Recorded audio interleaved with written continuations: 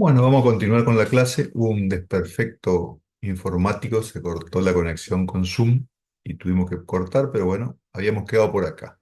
Habíamos dicho que nosotros cuando hacemos el experimento, ¿sí? En general uno tiene la expectativa de que si le da de comer con la adición, por ejemplo, de la vitamina, los animales van a crecer más, ¿sí? Ahora, puede pasar que, fíjense, en ambos casos, aparentemente los que tienen la dosis más alta están un poquito más pesados al final del experimento, ¿sí?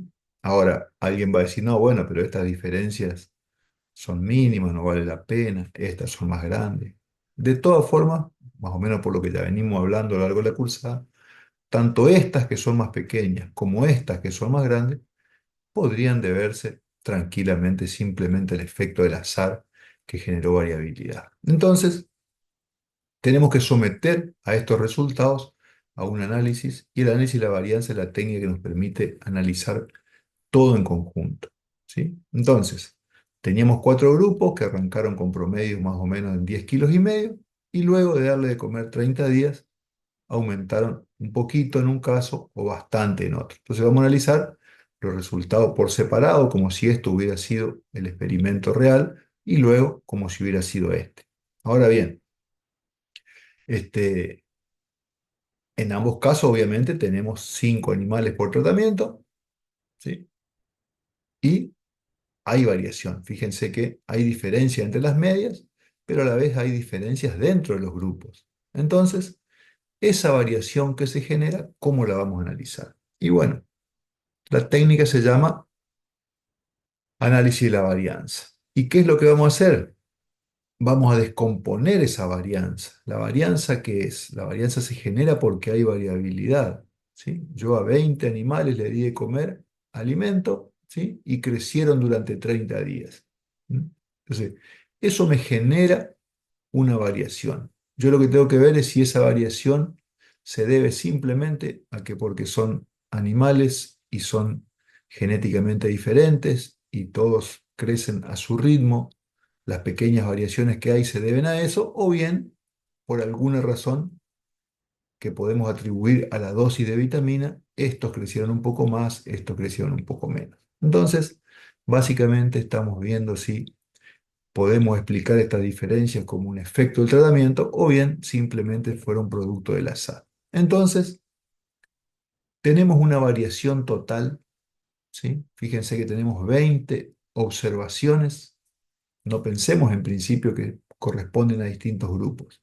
Si nosotros no supiéramos que pertenecen a distintos grupos, si tuviéramos y alguien nos dijera, esta es una muestra, n minúscula igual a 20, calcule la media, la varianza. ¿Qué teníamos que hacer? Y bueno, ustedes ya se acuerdan de eso. Primero calculábamos la media, después calculábamos los desvíos, a los desvíos los elevamos al cuadrado y lo dividíamos por n-1, que son los grados de libertad. Entonces,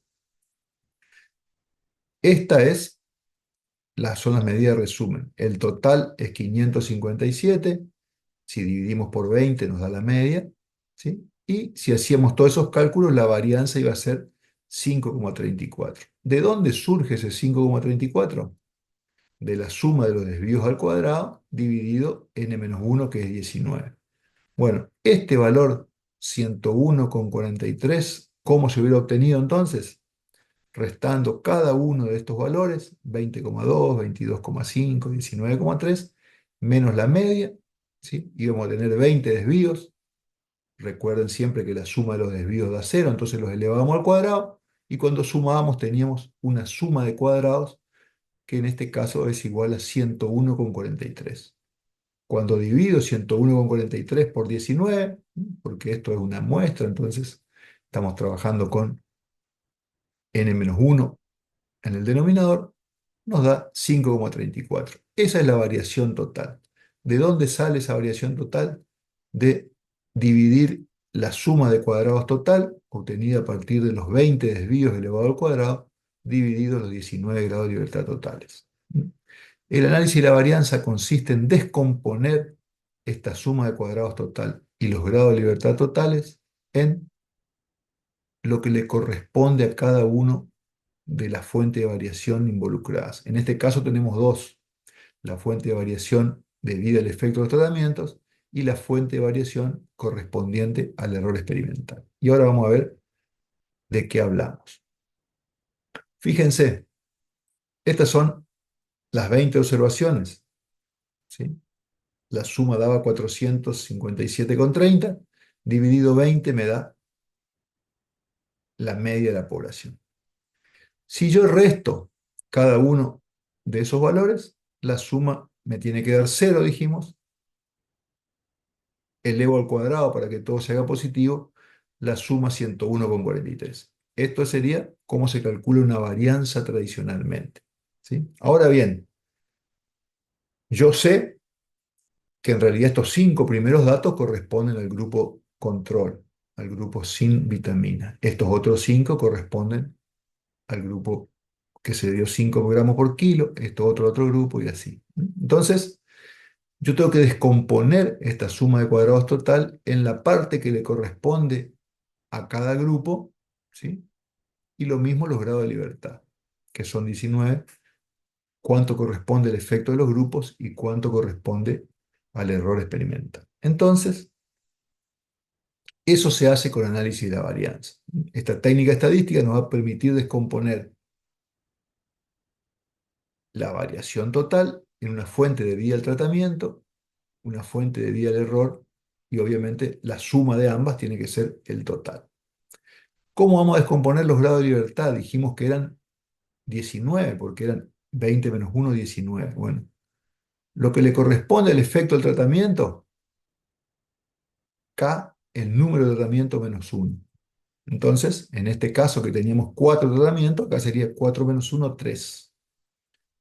El error experimental, ¿cuántos grados de libertad va a tener? Hacemos n minúscula menos k, es decir, 20 menos 4, nos quedarían 16 grados de libertad. Entonces, de los 19 grados de libertad que vamos a tener acá, 3 se van para el factor tratamiento y 16 para el error experimental. Y la suma de cuadrados, habíamos dicho que era 101, poquito más de 101. Bueno, una parte, ahora vamos a ver cómo lo calculamos. Una parte se va a descomponer como suma de cuadrados para el efecto de los tratamientos y lo otro como suma de cuadrados dentro de los tratamientos o también suma de cuadrados del error, le suelen llamar algunos autores. ¿Qué vamos a hacer con esa suma de cuadrados y esos grados de libertad que se descompusieron? Antes dividíamos para calcular la varianza total, ¿sí? Volvemos un poquito si quieren. La varianza total era 5,34. No nos interesa. Lo que sí nos interesa es, una vez que hicimos esta decomposición, calcular algo que sería como varianzas, porque estamos dividiendo suma de cuadrados por grado de libertad, que son los que vamos a llamar cuadrados medios. Entonces, vamos a tener un cuadrado medio entre tratamientos y un cuadrado medio dentro de los tratamientos, ¿sí? Eso nos va a estar indicando la variación que hay entre los grupos con respecto a la media general y este nos va a estar indicando la variación que hay entre las observaciones con respecto a la media de su grupo. Y luego vamos a dividir cuadrado medio entre grupos o entre tratamientos, dividido el cuadrado medio dentro. Entonces, el cuadrado medio dentro, ¿qué dijimos que era? Las diferencias que hay entre los, las observaciones y los demás individuos que están en el mismo grupo. Entonces, cuando yo haga este cociente, ¿qué resultado me puede dar? Obviamente siempre los resultados van a ser positivos, porque estamos hablando de suma de cuadrados dividido un número positivo, que son los grados de libertad. Acá vamos a estar dividiendo dos números positivos. Si este es más chico que este, me va a dar 0, algo, ¿sí? Un número inferior a 1. ¿Qué quiere decir? Que la diferencia que encuentro entre los grupos es menor a la que hay de variación adentro de cada grupo. Entonces, seguramente ahí todas las diferencias se dieron por azar, ¿eh? Porque si yo tengo más variación entre los chanchos que comieron 10 gramos por kilo, hay más variación entre ellos que entre los que comieron 10 y los que comieron 5, y bueno, seguramente toda la variación corresponde al azar. Ahora, puede pasar lo contrario. Puede pasar que haya más diferencias entre los grupos que dentro de los grupos. Y este cociente me dé 1 2,5, 2, 2,5, 3. Y acá sí aplicamos el mismo criterio de siempre. ¿Hasta qué diferencia, ¿sí? Yo puedo decir que los resultados se deben simplemente al azar y a partir de qué momento, ¿sí? Las diferencias pasan a ser significativas y yo digo, hay diferencias significativas entre los grupos. Entonces, eso lo vamos a ver calculando en valor de f, la distribución de f, nosotros habíamos visto para ver la homogeneidad de varianza en la prueba de independencia de grupos, de comparación de media de grupo independiente. Esa misma prueba, antes hacíamos varianza mayor sobre varianza menor, ahora vamos a hacer cuadrado medio entre, dividido cuadrado medio dentro, y vamos a comparar con un valor de tabla para alfa 0,05 generalmente, y vamos a ver si el valor supera o no. O sea, los criterios son los mismos que venimos trabajando hasta ahora. Con este mismo esquema se puede hacer algunas cosas más complejas, ¿sí? Podemos eliminar el efecto de los bloques, habíamos dicho el sexo de los animales, la raza de los animales puede ser algo que queremos eliminar. Bueno, lo eliminamos en forma de bloques, ¿sí? No le vamos a dar mayor profundidad nosotros en este cursado, pero si a alguno le interesa profundizar, obviamente lo pueden leer de la bibliografía o de internet, y si no, cuando puedan, cuando estén más avanzados en la carrera, cursar la optativa de diseño experimental. Puede haber interacción entre factores, puede haber covarianza, o sea, son cosas que nosotros ahora no vamos a ver, pero las van a encontrar seguramente cuando estudien porque son temas muy relacionados. Entonces, ¿cómo hacemos el análisis de la varianza? Cada grupo finalizó el experimento con un promedio diferente. Eso es algo que siempre va a ocurrir, ¿no? Sería imposible que ustedes terminen un experimento y le coincidan exactamente todos estos numeritos, ¿no? Entonces, estas diferencias se deben al efecto del tratamiento o al azar. Entonces tenemos que plantear hipótesis. Y fíjense que lo bueno que tiene el análisis de la varianza es que con una única hipótesis nos permite comparar el conjunto de diferencias. La hipótesis nula, ¿qué va a decir? Que todas son iguales. El verdadero valor de mu del control es igual al verdadero valor de mu de todos los tratamientos. Y la alternativa acá ya no puede decir, como hacíamos antes en las pruebas de T, es diferente o es mayor que o es menor que. Porque acá estamos trabajando con muchas muestras a la vez, muchas medias, perdón, a la vez. Entonces, o todas son iguales o lo contrario a que todas son iguales, y aquí hay un error que a veces se comete. No podemos decir todas son diferentes, ¿sí? Porque con que al menos una sea diferente, esto ya pasa a ser falso. Entonces, la prueba de hipótesis tiene una hipótesis nula que dice todas las medias son iguales y la alternativa dice al menos una media es diferente, ¿sí? Con eso ya es suficiente para que nosotros encontremos resultados significativos en el análisis de la varianza. Entonces, teníamos una, eh, una suma de cuadrados que, eh, que era la total. Había 101, un poquito más de 101 de suma de cuadrados. Eso lo habíamos tenido restando cada uno de las 20 observaciones a la gran media, a la media general, y le, le elevamos al cuadrado del desvío, sumábamos, nos daba 101,4. Bueno, ¿cómo vemos de esos 101,4 cuánto corresponde al efecto del tratamiento? Bueno, cada tratamiento tiene su media. La del grupo 0 era 22,28, la del grupo 5, 22,78, la del grupo 10, 22,76 y la del grupo 15, 23,64.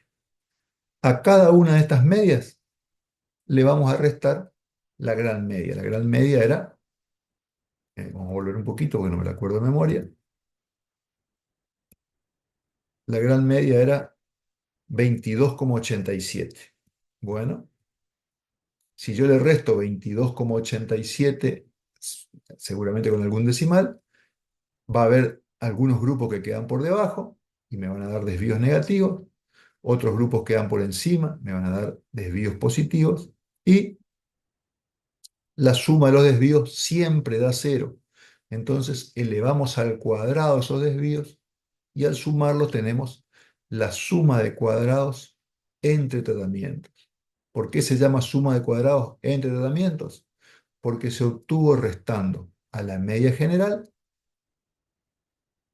que era 22,87, la media de cada tratamiento. ¿Sí? Cada uno se eleva al cuadrado, ¿sí? Y nos da un valor de 4,806.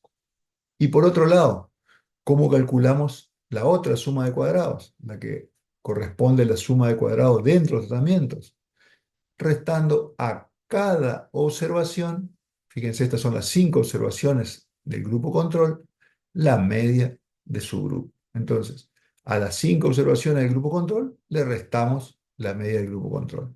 A las 5 observaciones del grupo 5 le restamos la media del grupo 5. ¿Sí? Entonces, ¿qué vamos a obtener? De vuelta, 20 desvíos. La suma de esos desvíos también da cero. Entonces, elevamos al cuadrado esos desvíos para que todo se haga positivo y tenemos la suma de cuadrados dentro de los tratamientos. Fíjense que acá ya estamos viendo que la mayor parte de los 101 que teníamos antes de suma de cuadrado total corresponde a variaciones dentro de los tratamientos y muy poquito a variaciones entre los tratamientos. ¿Mm? Entonces, en el práctico ustedes no van a hacer este cálculo tan largo, ¿eh? Fíjense que acá tenemos 20 restas, 20 cuadrados, 20 restas, 20 cuadrados, ¿no? Esto se hace de una manera más fácil, ¿no? En los prácticos lo van a hacer con papel, lápiz y calculadora. La suma de cuadrados total, que se calculaba dividiendo los 20 valores de la media general, elevando al cuadrado, se calcula con esta fórmula: la suma de las x al cuadrado, menos algo que vamos a llamar un factor de corrección. Ya van a ver cómo se hace todo esto en los prácticos. La suma de cuadrados entre tratamientos se calcula de esta forma: la suma de x de cada grupo, elevado al cuadrado, dividido el n del grupo, que en este caso todos los grupos tienen 5 observaciones, entonces sería dividido 5, dividido 5, dividido 5, dividido 5. Entonces calculamos la sumatoria de cada grupo, ese número le vamos al cuadrado y dividimos por 5. Y la suma de cuadrado dentro, en lugar de hacerlo como les mostré antes de esta manera, la suma de cuadrado dentro la vamos a hacer simplemente restando. Ya tenemos calculada la total en este paso, la que es entre el grupo en este otro paso, restamos y tenemos la suma de cuadrado dentro. Y fíjense que acá tenemos el, el análisis de la varianza. Esto es una salida de Infostat, ¿sí? El programa que ustedes están usando para practicar. Acá tenemos cómo se calculaba la varianza total, restándole a cada, lo que habíamos usado para calcular la varianza total. Ahora lo vamos a usar para calcular los términos que necesitamos para esta forma que ustedes van a hacer en el práctico. ¿A qué nos referimos con suma de x al cuadrado? Cada observación de x elevada al cuadrado. Ya no son desvíos, son cada valor de x elevado al cuadrado. Entonces 20 al cuadrado es 408, 22 al cuadrado es 506, 19 al cuadrado.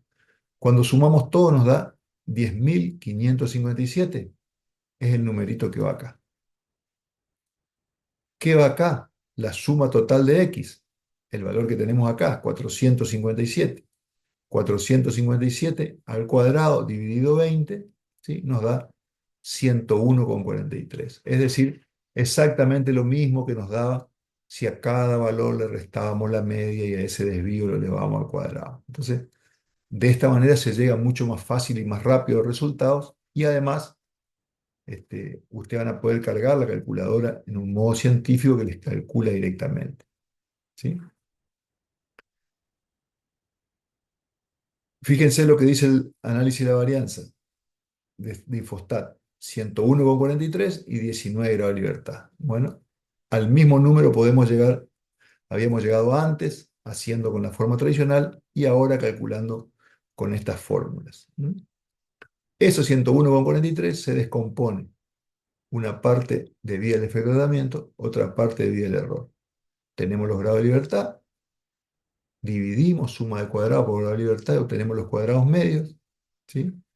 Cuando yo divido el cuadrado medio entre 1,6 dividido 6, me da 0,27, un valor bastante menor a 1, ¿sí? Que obviamente nunca puede ser significativo. ¿Cuándo lo vamos a declarar significativo?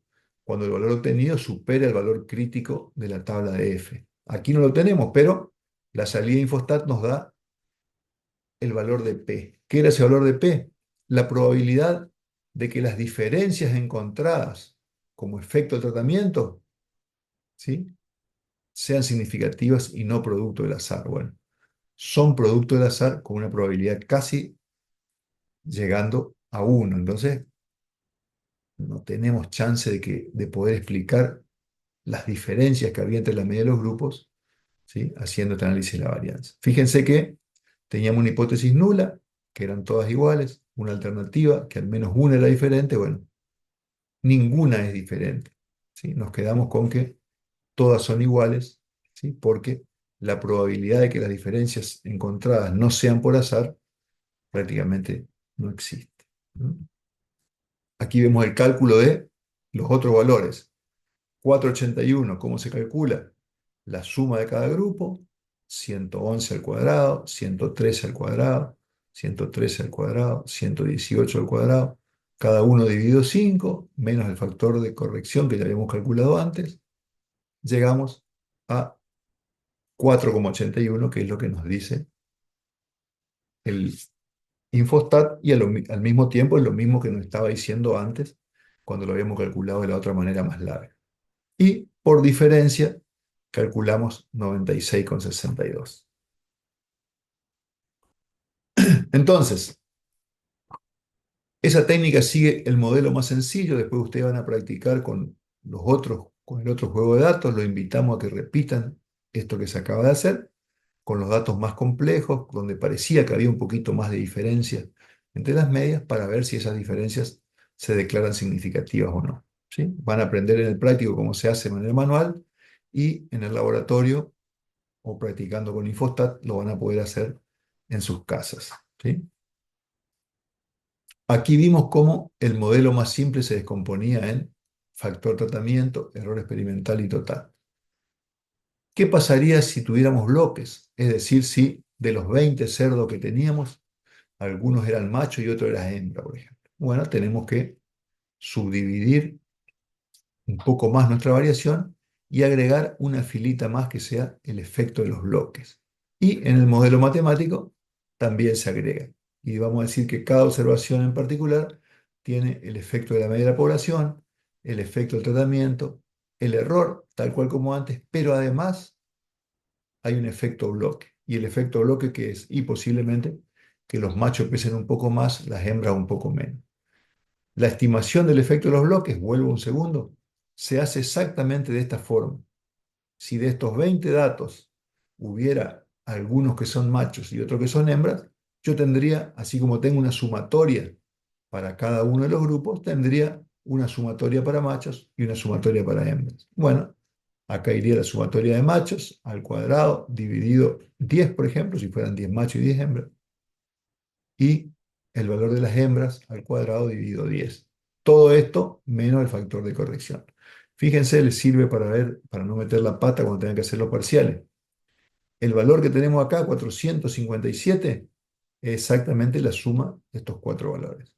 El 20 que tenemos acá es la suma de estos cuatro valores. ¿Sí? Entonces, ¿de dónde sale esa variación? Y bueno, como cada uno está agrupado de una manera diferente, o sea, las observaciones están formando cuatro grupos diferentes, y esos cuatro grupos tienen diferente media, el resultado termina siendo distinto al que me da el factor de corrección.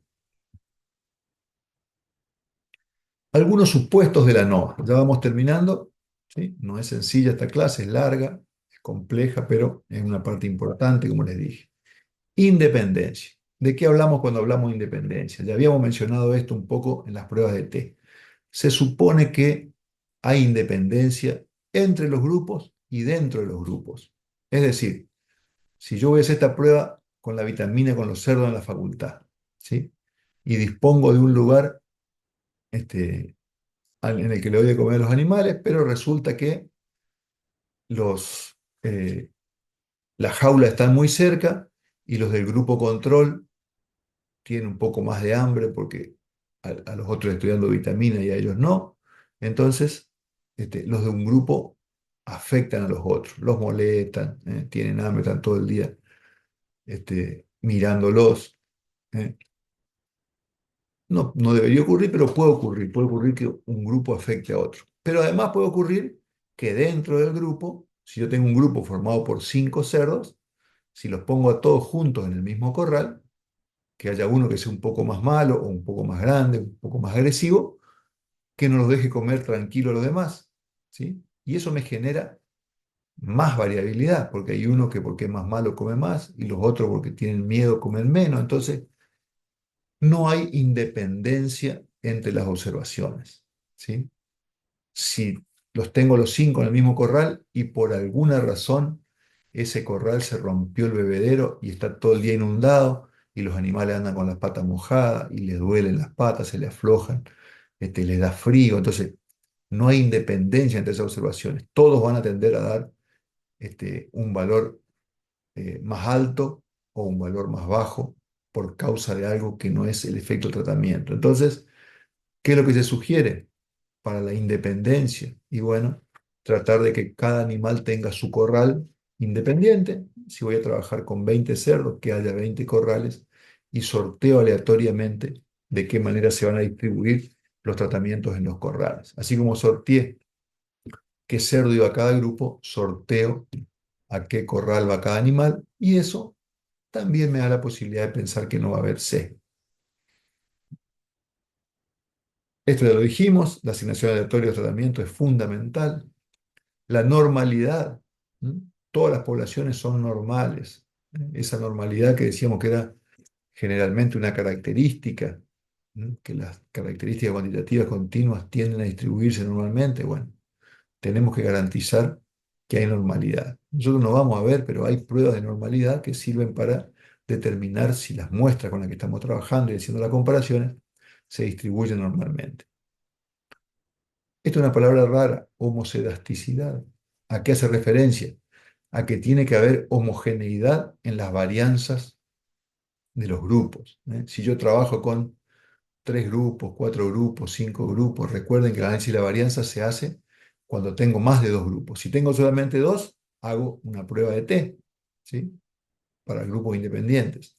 Pero si tengo 3 o más, es incorrecto hacer una prueba de T, porque cada prueba de T que haga tiene un error del 5%, y si estoy haciendo muchas pruebas de T en el mismo momento, el error se va acumulando, ¿sí? Y las conclusiones pueden llegar a no ser válidas. La ventaja del análisis de la varianza es que me permite a mí comparar todas las medias de una sola vez sin aumentar el error.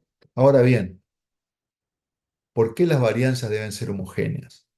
Y porque yo estoy aplicando un tratamiento, por ejemplo, vitamina, para ver si puedo mejorar la ganancia de peso.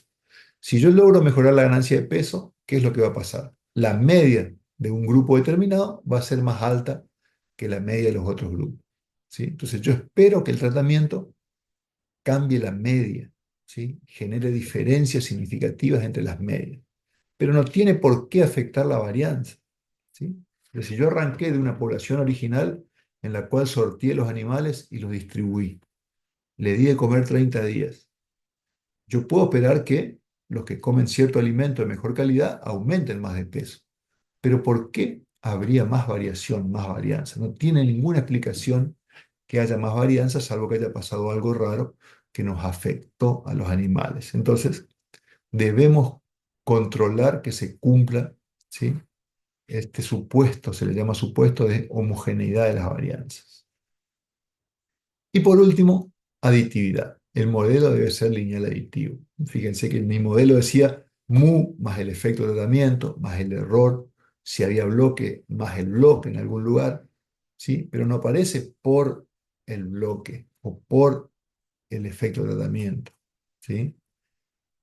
Existen modelos que no son lineales, que no son lineal aditivos y que llevan potencias o llevan raíz cuadrada o llevan logaritmos, ¿sí? A nosotros lo que nos interesan son los modelos lineales. Entonces, para poder aplicar análisis de la varianza, tenemos que asegurarnos de que haya independencia, que haya normalidad y que haya linealidad en la respuesta. Fíjense, aquí, bueno, simplemente está presentado el modelo de bloques, no lo vamos a ver nosotros, si a alguno le interesa verlo, después lo van a poder ver en la optativa. ¿Sí? ¿Qué pasa si incumplimos los supuestos? Es decir, si yo chequeo el supuesto de normalidad y me da que alguna de las poblaciones, o sea, alguno de los grupos con los que estoy trabajando, no se distribuye normalmente. ¿Sí? Debería hacer algo para solucionar eso, pero por ahí puedo hacerme el distraído y seguir adelante. ¿Qué pasa si las varianzas no son homogéneas? ¿Se acuerdan que cuando hacíamos la prueba de T, si las varianzas no eran homogéneas, nos castigaba con los grados de libertad y en lugar de trabajar con n-2, trabajamos con lambda? Bueno, acá no tenemos esa opción, ¿sí? Pero podemos hacernos lo distraído y seguir trabajando como si las varianzas eran homogéneas y el supuesto se cumplía. Entonces, dos cosas importantes. En primer lugar, no sabemos el nivel de significación con el que estamos trabajando, ¿sí? Nosotros vamos a calcular un valor de f calculado que vamos a comparar con el f de tabla de 0,05. Sin embargo, en realidad eso es válido si se cumplen los supuestos. Si no se cumplen los supuestos, no sabemos con qué nivel de significancia estamos trabajando y aumenta mucho también la probabilidad de cometer error de tipo 2. Porque, bueno, no estamos respetando los supuestos del diseño experimental que elegimos.